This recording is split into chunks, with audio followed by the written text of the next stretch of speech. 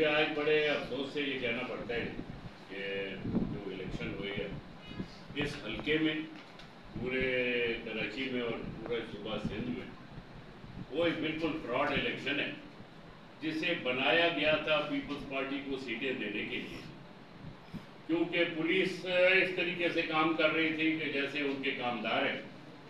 उससे पहले जो डीसीज हैं जिनको बनाया गया, डिस्ट्रिक्ट रिटर्निंग ऑफिसर, और जो आरओज हैं वो भी कामदारी करते रहे। और इलेक्शन वाले दिन तो जिन पुलिस अफसरों का यहाँ कोई काम नहीं था, जैसे SHO ब्रिगेड, इजाज खटक उसका नाम है, वो पोलिंग स्टेशनों के अंदर आके बैठा रहा काउंटिंग के वक्त।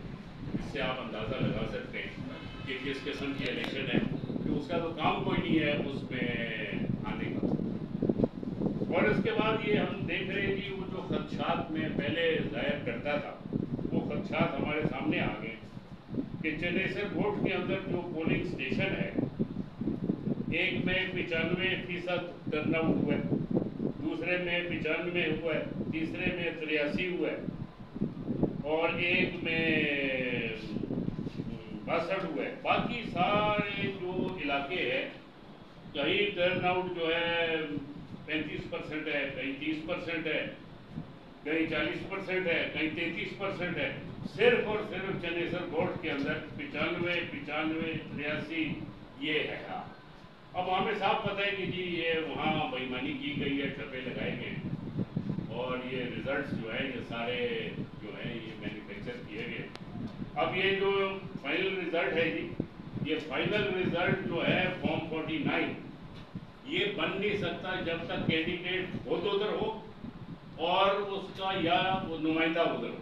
तो ना मेरा नुमाइंदा उधर था और ना ही मैं खुद उधर था और ये फाइनल रिजल्ट बन गया।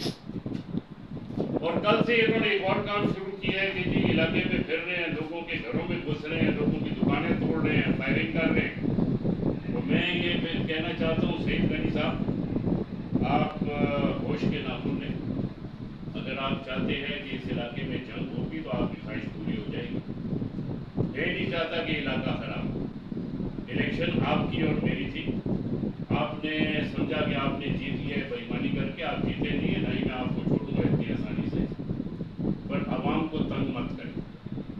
और ये जो आपके लड़के रात को आते हैं और आपके सड़कों पे खड़े होकर फायरिंग करते हैं, मैं आपको फाइनल वार्निंग दे रहा हूँ, आज अगर आए जवाब देंगे। किसी के घर गए ऐसा जवाब देंगे कि सारी उम्र आप लोग याद करो।